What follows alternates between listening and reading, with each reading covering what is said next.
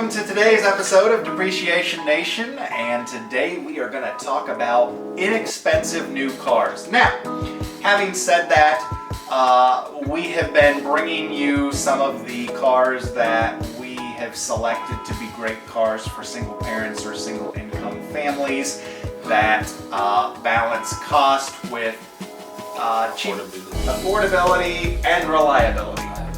And so many of the cars that we have featured have very, very low maintenance costs. You have seen the Santa Fe and you have seen the Elantra N-Line at this point. But we're going to talk about other cheap cars, and then hopefully we are going to have an opportunity to bring some of these vehicles to you, our viewers, and give you something more in-depth. Like it. So, that being said, cheap cars.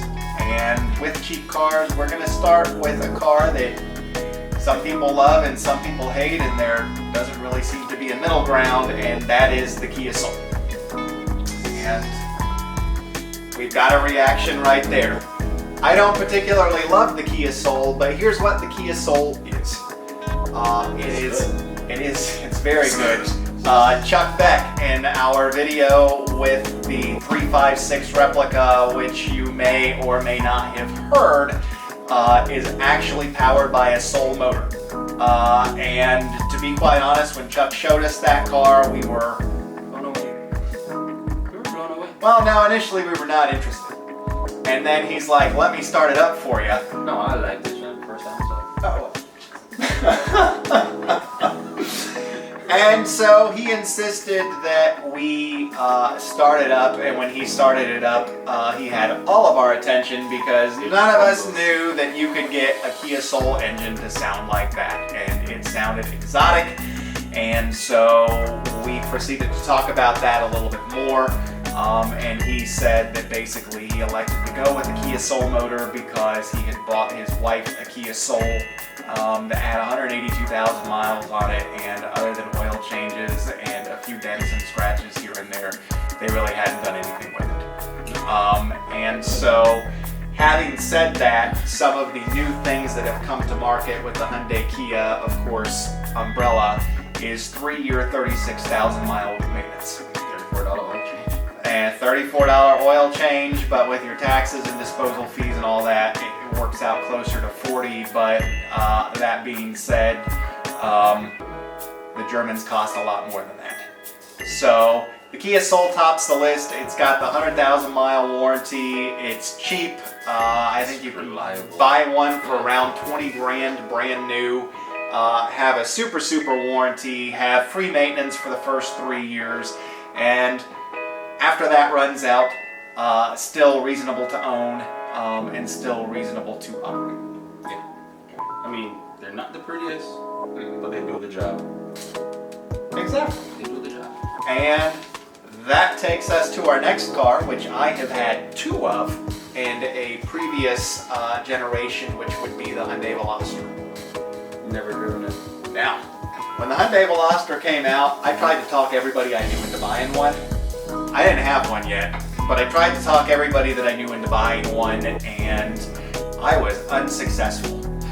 And so I had my Elantra at the time, and we ended up picking up a second car, which was a 2003 Mitsubishi Outlander, which ironically was a very good car, but we'll talk about that in another episode. And when we got that Outlander, we drove that Outlander for everything, and the Elantra sat for 6 months, and after sitting for 6 months, I traded that Elantra in on a 2012 Veloster with a manual transmission, and it was my first foray into what I would call a semi-sport car in a while. Buying the naturally aspirated version of that Veloster was probably the biggest mistake that I made because they are slow.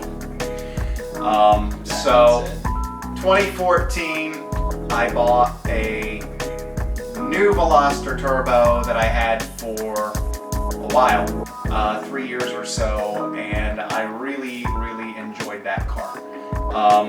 The thing about the Turbo is that it runs on 87 octane gas. It still gets like 38 miles to the gallon.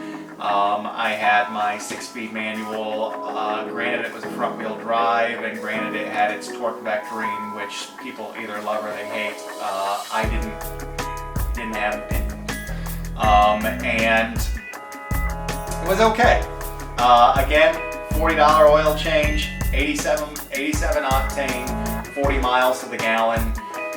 Very inexpensive to run, very inexpensive to own, and it was pretty quick. Depending on the type of driver you are, it might be perfect. So that brings us to the current Veloster, which has been redesigned, and again, the styling is either love or hate. I personally loved the first one, and I personally love this one, particularly in the N-line trim, with, of course, the 250 horsepower 4-cylinder, and as our friend Randy Pope said, that the Veloster N is a game changer.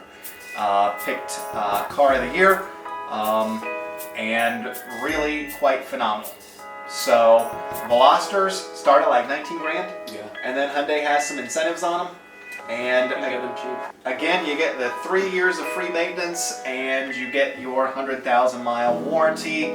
And depending on where you buy it, some dealerships are even offering lifetime warranties on the powertrain, which you may or may not ever need because They're that good. they're reliable. They're good. So, Hyundai Veloster is next. What's yours? Nissan Sentra. Excellent choice, the Nissan Sentra. Now, what do you like about the Sentra? It's fun. Like, I remember the first time I drove a Sentra. But it was just, it's small, cheap, easy to take care of. I mean,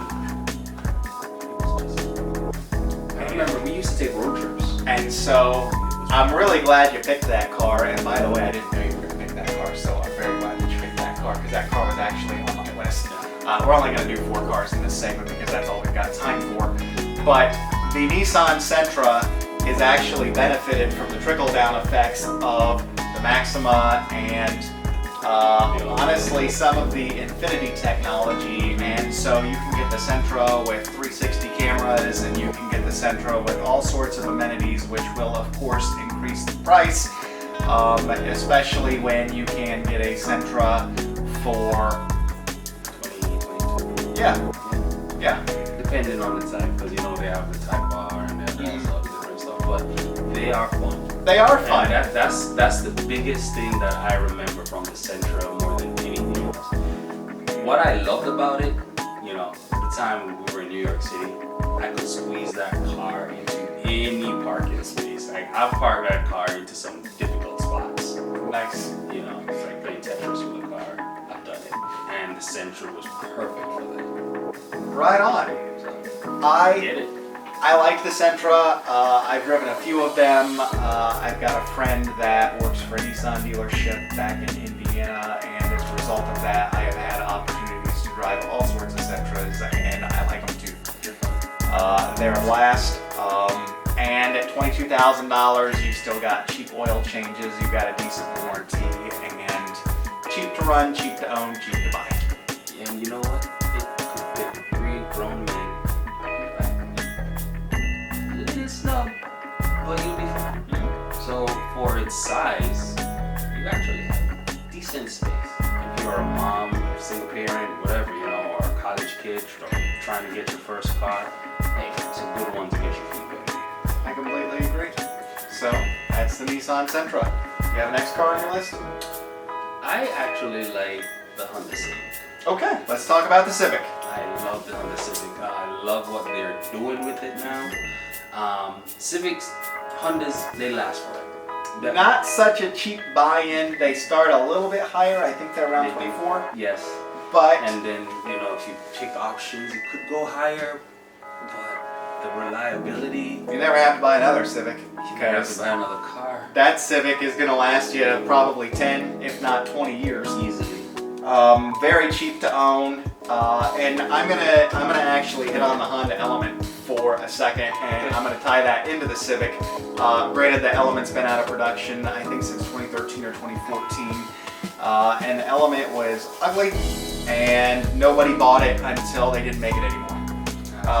And so we, at the time, had bought an Element as a company car, and I had the privilege of rolling that Element over to 100,000 miles, and then I had the privilege of rolling it over to 200,000 miles, and we didn't do anything other than change the oil. That Element actually led to the purchase of 4 more. We used them as delivery vehicles because the seats came out, and honestly, we didn't sink a bunch of money into repairs. Again, tying it back to the Civic, you're going to get that same reliability, and as a result of that, that car is an excellent candidate on this list. They are. They're fast. They'll sneak up on you, like, you know, if you into racers and you want to customize, hey, have a go at the Civic. You know, it's your function. I like them. I've always liked Civics. Clear up to the Type R, which is of course in the 40,000s, but they are a proper car. Yeah. They are a They're proper not car. gonna break on you. You would have to actually go up there and bust it up. I like them. Civics way more. And so that's our episode of Cheap Cars to Look Out For. We'll bring more to you. We hope to actually shoot some videos with some of those cars in person. We actually are taking a trip to Indiana over Memorial Day weekend, so we might be able to bring that Sentra to you during that trip, or at least subsequent to that trip, having filmed during that trip. But we've got some really fun stuff lined up while we're gone, so the Sentra may or may not make that cut. But I don't think it will. there's going to be a lot of fun stuff coming your way from that trip, and what we hope to be some rather epic and interesting content that may or may not include a Viper HCR. So remember to hit that subscribe button at the bottom of your screen so you don't miss the video from that trip. And if you're not into Vipers, perhaps you're into C8 Corvettes or Shelby GT350s, because conditions permitting, we are going to bring all of those to you, possibly at the same time. So stay tuned. Thanks for watching.